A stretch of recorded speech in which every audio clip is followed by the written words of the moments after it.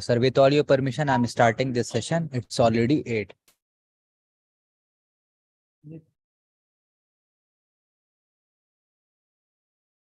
Good evening, everyone present here. I welcome all the participant doctors on today's session. Let's welcome today's speaker with great honor, Dr. Manish S. Bhatnagar, sir. Sir has done MBBS, MD in General Medicine, DM in Gastroenterology, FACG, MASGE, AGA, consultant gastroenterologist, hepatologist, and therapeutic endoscopist, founder chairman of ICON Hospital, director and HOD of gastroenterology at Orchid Mediservice at Ahmedabad. Today, sir is going to speak on a topic, eosinophilic esophagitis. Let me tell you overview of the topic. Eosinophilic esophagitis, that it EOE, is a chronic inflammatory condition of the esophagus characterized by presence of an abnormally higher number of eosinophils, a type of white blood cell in the esophageal tissue. EOE is considered a type of allergic disorder, and it is increasingly recognized as a significant cause of esophageal dysfunction and related symptoms. To learn more about the condition that predominantly affect both children and adults, leading to various gastroenterological symptoms and potential complication. To know more about this topic, I would like to invite sir and hand over this session to sir. Over to you, sir. Kindly proceed from.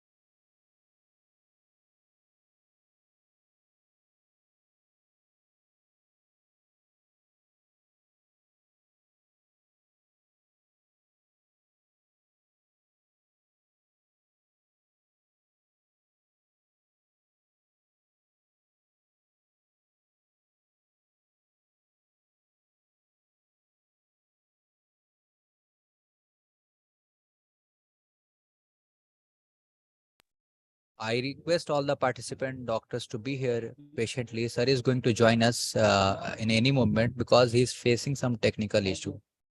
So I request all the participant doctors to be here patiently. If you have any question related to this topic, you can just note it down.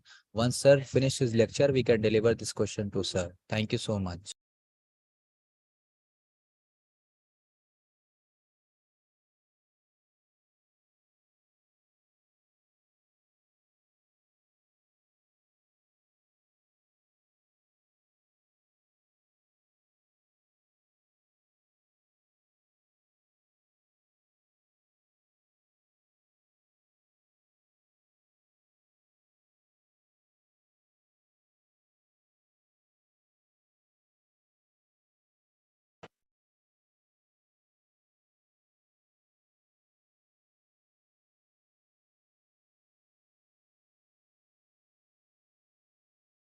Yeah, Faraz, can you hear me?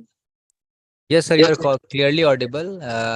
As sir has joined, I will request all the participants to be here. And now I would like to hand over this session to sir. Sir, over to you. Kindly proceed from here, sir. Yeah, thank you so much, Faraz, and thank you, IGCP and MedTalks, for giving me this opportunity to connect with you all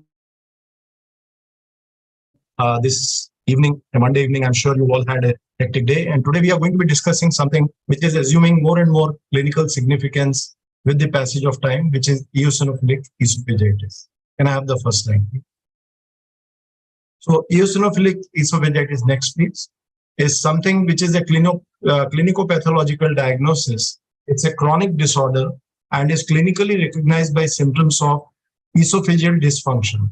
When we say esophageal dysfunction, we talk about food impaction, that is dysphagia, choking, nocturnal discomfort. It is classically seen histologically by eosinophilic infiltration of the esophageal epithelium, and the inflammation of the GI tract occurs in the absence of secondary causes like Crohn's disease, celiac disease, and other allergic disorders. It's an important contributor to upper GI morbidity throughout the world. It's a growing health concern and is now becoming a significant burden for healthcare. Next. So basically, EOE, which is eosinophilic esophagitis, is considered to be a chronic antigen and immune mediated disease which is characterized by three major criteria. One is the inflammation, which is secondary to eosinophilic infiltration within the esophagus, which has to be confirmed by a biopsy taken from the proximal and distal esophagus. And the biopsy must demonstrate more than 15 eosinophils per high power feed. Now, this is the basic cutoff. Symptoms have to be related to esophageal dysfunction for EOE to be considered, and other etiologies of esophageal eosinophilia or dysphagia have to be ruled out. Remission of EOE is defined as a repeat endoscopy with fewer than 15 eosinophils per HPF, but this does not always correlate with symptom resolution, which may or may not be adequate. However, for all practical purposes, as gastroenterologists, we believe that less than 6 eosinophils per HPF after treatment for EOE is considered symptomatic and clinical resolution of EOE. Next, please. Now, epidemiology, if you look at EOE, if you have a patient who presents with bolus food impaction, and we see this happening more in males than in females in our country. However, worldwide, it is almost 1:1. And most of the patients who are undergoing endoscopy for any reason, when you don't find an organic cause, that is to say that there is no obstructive lesion, no stricture, no web, and nothing to suggest mechanical obstruction, then usually EOE has to be considered. It is most often found in less than 50 years of age. The incidence is 1 in 10,000 individuals annually, and the prevalence is in Western countries, it is much higher, where it is 1 in 2,000 people in the Western countries. Next, please. So we have seen that this is a growing concern. The incidence is increasing, and it is found in about 3.2% of the patients with GERD in India also. It is a huge number when you consider that millions of people are suffering from GERD. Next, please. There is also an association of eosinophilic esophagitis with age.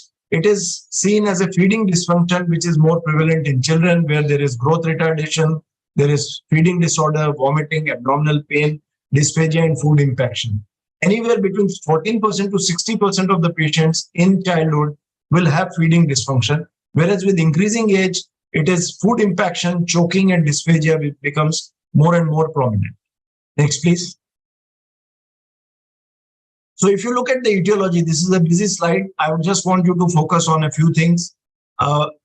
We don't know for sure what triggers of EOE, but the mutative organisms which have been said is that there is activation of eosinophils, which causes mast cell degranulation, and that causes an impaired epithelial barrier. It could be running in the family like a heritable disease. It could also be due to certain genetic variants. It is found mainly in females with a higher family association amongst males. Environmental factors have also been postulated in terms of a cesarean birth, use of antibiotics in childhood, formula feeding, cold climates and arid climates, and presence of H. pylori, and most importantly, atopy, which is basically an allergic sort of a seasonal variation, and oral immunotherapy induced high rate of food allergy, atopic dermatitis, and asthma, to the tune that this is now called asthma of the esophagus. Next, please. These are the pathophysiological models. Please don't get too concerned about this. All it tries to tell you is that there is an inflammatory process which happens. This leads to remodeling of the esophagus that causes a loss of the epithelial barrier and leads to eosinophilic inflammation, which is what finally leads to all these things. A lot of food products like milk, egg, wheats and infections like microbial infections have been postulated. And I'll be talking about the role of elemental diets and exclusion diets before we finish this talk. Next, please. Next, please. So the genetic and environmental factors, these are the genetic loci. These are certain genes which have been found to be increased in patients with EOE. However, right now, it is not a done deal that this is a heritable condition, because we have patients who have family members who suffer from it. At the same time, there are a lot of patients who are the only person in their family suffering with this. So genetic and environmental factors definitely have some role, but it is not as if it is pathognomic if you find these genetic loci. However, these genetic loci which are listed in this slide are found to be far more increased in monozygotic and dizygotic twins and siblings vis-a-vis the general population, and has been found to be associated with increased EOE frequency. Next, please. So associated family history, like I said, is a possible risk factor for EOE, and it is usually found more with the first degree and second degree of your family members. Spouses and spouses of siblings usually are the least of the possible risk factors when we talk about associated family history. Next, please. Next, please. So now the factors that contribute to the development of EOE. Like I said, this is a disease which has a spectrum running from childhood to adulthood.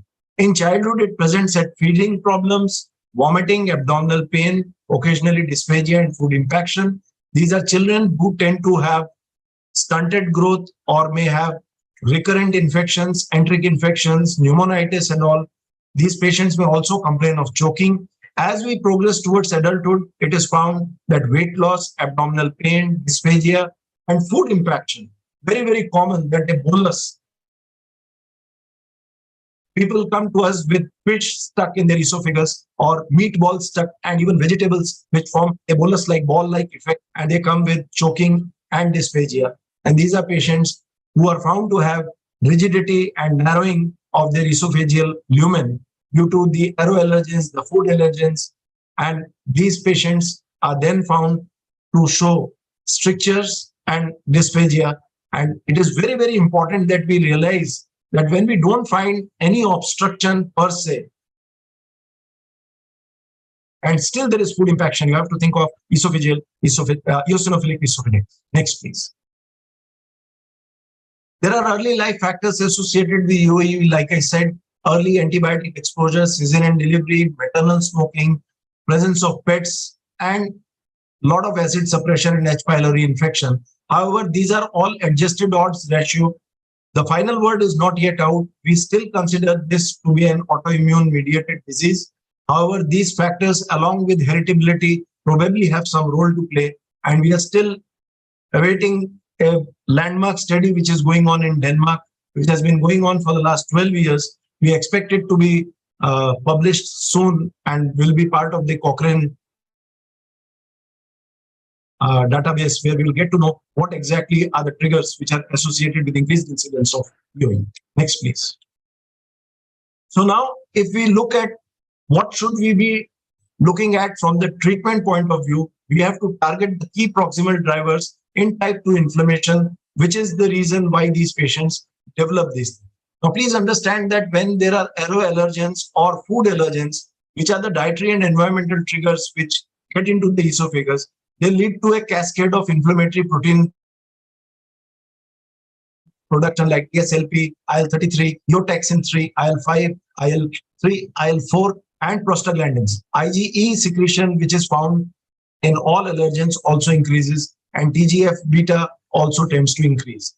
Now, these are the, why I am talking about these is that most of the treatment modalities are trying to target suppressing these inflammatory protein productions. And the that you suppress the inflammation, and the patient's stricturing, furrowing, exudate formation and all, which are the classical features which I'll be talking about shortly, will be taken care of, and the patient will not have the complications of eosinophilic esophagitis. Next, please. Next, please. So now, to sum up, these are the symptoms, mainly in adults: dysphagia to solid food, impaction, heartburn, non-cardiac chest pain, increased time to consume meals. And I would like to add one more thing here, that if you send your patient for endoscopy, many times non-qualified people doing endoscopy might report it as a absolutely normal upper GI scopy. If you have an adult who has presented with choking and dysphagia and is found to have no mechanical obstruction, please think of eosinophilic esophagitis. In children, what we find is vomiting, regurgitation, nausea, epigastric and abdominal pain, chest pain, water brash, a sensation of food stuck in the throat, which is known as the globus, decreased appetite, gagging or choking, refusal to take food, possible atopy in terms of asthma and other dermatitis, and a failure to thrive. Very, very important in children that a failure to thrive might be your only indication that the patient has eosinophilic esophagitis. Usually, these symptoms are associated with asthma, rhinitis, dermatitis, and other atopic allergic conditions. Next, please. Next, please. So now, as an endoscopist, which is what I do, we have endoscopic reference score, which is known as EREFS. EREFS is basically E for edema, which you can see in grade 0 and grade 1. We have rings, which is R, where there is fractalization. Fractalization basically means that rings tend to form in the esophagus. It is as if there is tertiary contraction happening in the esophagus. The E stands for exudate, which are the whitish plaques. F stands for furrows, which are vertical lines. And S is the last stage, which is the most severely symptomatic patient who has a stricture in the esophagus. And these things are used as an endoscopic reference scope. Now, in grade 0, you will usually have distinct vascularity, no rings, no exudate, no furrows, and obviously no strictures. In grade 1, you might have mild edema, mild ridging or ring formation, mild exudate formation, mild furrows. However, stricture may not or be present, as the case may be. In grade 2, for sure, the edema is bound to be significantly absent. The rings will be quite severe. They will preclude passage of scope. Exudates will be quite severe, will be covering more than 10% of the surface area. There will be deep furrows in grade 2, and strictures are usually found in this. And in grade 3, you have full trachealization of the rings. The esophagus looks like a corrugated esophagus, and usually these patients have significant dysphagia and stricture formation. Next, please. So now if you look at the diagnostic algorithm which we use, you will get a patient who has a clinical presentation which is suggestive of EOE in terms of choking, dysphagia, food bolus impaction. You get an endoscopy done, biopsies are taken which show esophageal eosinophilia, where more than 15 eosinophils per high power field, and a diagnosis of eosinophilic esophagitis is arrived at. However, keep in mind that these patients have to be evaluated for non-EOE orders that can also contribute to eosinophilia. These are conditions like Crohn's disease, celiac disease, chronic obstructive pulmonary disease, atopic dermatitis, atopic eczema, and other allergic conditions like hypermastocytosis and degranulation syndromes. Next, please. And these are the histological and endoscopic findings. These, as you can see, the figure on the right shows a lot of lines. These are the furrows. There are small exudates. Fortunately, we can't see too many rings or a stricture formation here. And on the left, you have the histopathology, which shows the classical eosinophils, which are there in the violet tinged background. Next slide. Next, please. So now I come to the management. The treatment goals for EOE are quite simple. We need to control the symptoms, which are basically control of the dysphagia, control of any nausea, vomiting, or abdominal pain. We want to control the inflammation to reduce it below 15 eosinophils per high power field and prevent esophageal remodeling. It is not enough to just look for histological improvement. We need to look at symptomatic remission also. It is a chronic disease, like I said in the very beginning, and it will need long-term treatment, even lifelong treatment in patients who are quite symptomatic. Next, please. So the suggested approach to management algorithm, I personally believe that we need to discuss this condition with the patient and the relatives. There has to be shared decision making. Patients have to be told first to try what is known as proton pump trial. Now, PPIs, which are proton pumps, which are base inhibitors, that is omeprazole, lansoprazole, rabiprazole, esomeprazole, or pantoprazole, which have to be given in the dose of 2 milligram per kg body weight per day or 40 milligram BID pantoprazole. 40% of the patients will respond to this. These are patients who are known as PPI responsive eosinophilic esophagitis. Then here comes the role of the diet, where we have elimination diets. I'll be talking about this in greater detail, so I'm not going into that right now. Finally, if the patient has strictures, has complete remodeling, the patient may need endoscopic dilatation. And for maintenance and prevention of complications, topical as well as swallowed steroids are found to be effective in more than 2/3 of the patients. Once all this has been done, one has to repeat the endoscopy after 8 to 12 weeks. And if it is less than 15 eosinophils per high power field, we are good. If it is greater than 15 eosinophils per high power field, one has to consider biologics, which we will discuss as I go on. Next slide, please. Next, please. So we basically treat to target. We need symptoms, resolution of dysphagia without the need to avoid food based on texture. We want resolution histopathologically, where we reduce the eosinophils to less than 5 per eosinophil high power field. And we need endoscopic improvement to be seen in inflammatory features and strictures, whereby the effective esophageal diameter is more than 15. Next, please. So the diet therapy, which I have been talking of all this while, is basically there is a step-up elimination diet where we keep reducing various things in the diet. We start with two things to start with. We eliminate wheat and milk initially for a period of 6 weeks. If the patient does well, that's all that is required. If the patient is not doing well, you increase it to the 4-food elimination, where you add other things like fish, poultry. And if that also doesn't work, we go up to the 6-food elimination diet, where wheat, eggs, soy, milk, fish, and eggs is what is asked for the patient to be avoiding in their diet. The step down 6-food is where you start with all the 6 things and you stop all these 6 things in the diet and look at the patient. My personal preference is to start with the step down 6-food elimination diet. The 6 foods to be avoided, next slide please, are basically milk, wheat, egg, soy, peanuts, and tree nuts, basically nuts and fish. So if we do this, the 6-food elimination diet, which is known as SFED, which is milk, wheat, egg, soy, peanuts, nuts, and fish and seafood, we get wonderful results in those patients where the esophageal eosinophilia is being caused due to food allergy. This is known as the Kagalwala 6-food elimination diet. It is difficult to follow, but most patients who follow this do very well, and we get very gratifying results in children and in adolescents. Next slide.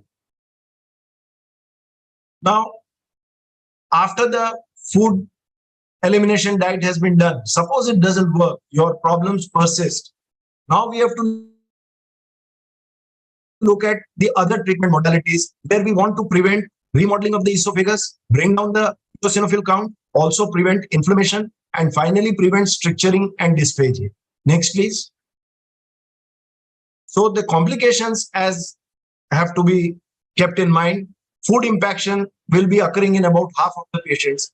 Esophageal perforation is very, very commonly seen in patients with esophageal esophagitis who undergo endoscopy, because their esophagus is very, very thinned out, and these patients are very likely to sustain perforations if done by inexperienced endoscopists. Strictures are found in about 11% to 31% of the patients, and a narrow caliber esophagus, which means that the patient is unable to swallow solid food, is seen in approximately 10% of the patients. Esophageal remodeling, as we all know, is associated with fibrosis, and that's the main reason for dysphagia to occur in these patients. So these are quite significant complications, and we have to do everything in our power to prevent this. And that's why it's important that one recognizes this condition, first tries with elimination diet. If not benefited, then we'll see we can use steroids, we can use other mast cell stabilizers, anti-allergens, and finally, if the patient has dysphagia and stricturing, we would require endoscopic dilatation. Next, please. So I come to swallowed topical corticosteroids, which are usually used once the elimination diet has not worked well. The concept is it provides a topical coating of an anti-inflammatory agent to the esophagus. We have multiple studies which have proven their benefit, and the use of topical glucocorticosteroids over no treatment has been found. The only problem is symptoms may recur with treatment discontinuation. So one has to assess for efficacy with follow-up endoscopy after 8 to 12 weeks of therapy. My experience has been that 60 to 70% of the patients who are put on topical corticosteroids tend to do very well in those who have mild to moderate disease. Next, please. The topical corticosteroids we use are basically fluticasone propionate, which is traditionally used in the dose of 440 to 880 micrograms twice daily for 8 weeks in adults. It needs strict adherence to instructions to optimize efficacy. It has to be puffed directly into the mouth and swallowed. Now, please keep in mind that you have to instruct your patient to take the inhaler right in the mouth. It is not like the asthma medication where the patient is being asked to breathe also. This is being puffed directly into the mouth. There is also the budesonide slurry where we use the aqueous budesonide, which is mixed with the thickener and swallowed. And again, the patients have to be instructed how to take this. Budesonide in the dose of 2 to 6 milligram per day is found to be useful in terms of topical corticosteroid use in urine. Next, please. Next. So, if you have corticosteroid refractory patients or corticosteroid intolerance, then one would need systemic therapy which would target multiple forms of atopy. And that is why we look at biologics, which are basically monoclonal antibodies, which are found to be very useful in EOE. Next, please. The biological of choice is Dupilumab. This is available in our country, though it is quite expensive. However, this is a human monoclonal antibody of the immunoglobulin G4 subclass, which inhibits interleukin 4 and interleukin 13, signaling by specifically binding to the receptors. And this is found to give absolutely wonderful results in patients who have not responded to topical or systemic steroids, who have not done too well with elimination diet. And this basically becomes your fallback mechanism when all these other drug therapies have failed. And Dupilumab is now available in India. The cost is around 18,000 for an injection. However, there are many support programs for patients with EOE where they can get this at a subsidized price. Next, please. So these are certain figures from some studies which have been done on Dupilumab. Suffice to say that it has been found to be quite useful, and most of the patients have done very well with this given to them subcutaneously every week. And these drugs have to be given subcutaneously every week for a period of 6 to 12 weeks. And the patient usually starts showing signs of remission with the second or the third dose. Next, please. Compared with placebo, it has led to a reduction in total severity scores, which are quite significant. And from the baseline, we see a huge improvement in terms of the eosinophil predominant figures. The top two slides show you the ones with placebo. The bottom one show you the ones after the baseline and at 12 weeks of Dupilumab. As you can see, the violet granules of eosinophils have reduced remarkably with the use of Dupilumab. Next, please. So this is now a US FDA approved drug. The recommended dose of Dupilumab for patients 12 years of age and older is 300 milligrams given every week. This is given subcutaneously. It has not been studied in patients with EOE who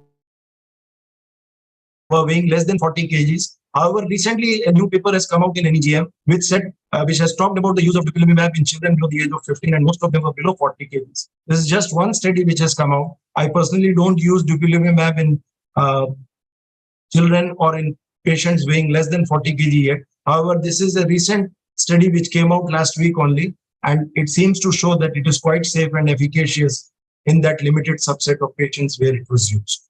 Next, please. Next, please. Another biological which is causing a lot of excitement in gastroenterology is Cindacamab, which is an anti-IL-131 drug. This is again a recombinant monoclonal antibody, and it is highly selective for IL-13, and therefore it has been found to be very useful in certain small randomized controlled trials. It is yet not available for commercial use. This is just for your information that post Dupilumab, there's a lot of interest in biologicals, and Cindacamab might be the new kid on the block pretty soon. Next, please. This is again from the randomized double-blind placebo-controlled trial in 99 patients, where it was found that it caused a significant drop in the mean esophageal eosinophil count and is considered to be a very, very promising drug for the future. Next, please.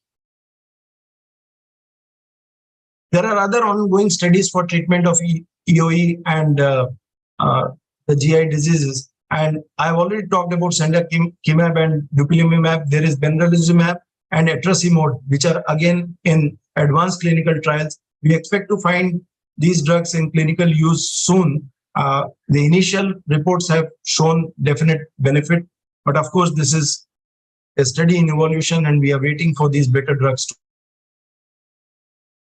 come. Next. So now if you look at the spectrum of response, I'm trying to sum this up. You start with non-response, response, and complete normalization. So we look at this from three viewpoints. First is the histology, second is the symptomatic relief, and the third is endoscopic findings. So in histology, when you don't have any response to the treatment, there will be persistent eosinophilia, which will be more than 15 eosinophils per high power field. Response will be graded as reduced eosinophilia to less than 1 to 6 eosinophils per high power field. And complete normalization will be when the normal biopsy will not show any eosinophils per high power field from the esophagus. Symptomatically, persistent symptoms are considered as less than 30% decrease in a symptom matrix is considered as non-response. Decrease eosinophilia within 30% to 90% decrease in a symptomatic matrix in terms of relief in dysphagia, choking, and difficulty in eating. And complete resolution is considered greater than 90% decrease in a symptomatic score with a severity score less than 20. Endoscopically, persistent endoscopic findings are considered when there is less than 30% decrease in the EREF score. If the EREFs have increased by 2 but are less than baseline, this is considered response, and a normal esophagus with an EREF of less than 2 is considered complete normalization. So suffice to say that if your patient puts on weight, stops having nausea and vomiting, does not have any difficulty in eating, does not take increased time in finishing a meal, has no dysphagia, no choking, this is complete symptomatic response. It has to be confirmed by histology and endoscopy, which will go hand in hand, because when you do an endoscopy, only then you will be taking biopsies. My personal practice is to do an endoscopy first when I diagnose the case, and second to do it after 8 to 12 weeks to look for symptomatic. Esophageal dilatation, which is the last point which I would like to talk about to this august audience, is it has a role in esophageal eosinophilic esophagitis. It gives clinical response in 95% of the patients with good symptomatic relief. It is safe and effective in experienced hands. The major adverse events are perforation of the esophagus and GI bleed. So I recommend personally, and this is the guidelines given by the ACG also, that one must do a slow serial dilatation where graded size of the dilators is increased by the rule of 3, where we increase it by 3 millimeter each to reach a 15 to 18 millimeter diameter of the esophagus. This is most effective when inflammation is controlled. and it does not affect eosinophilic inflammation.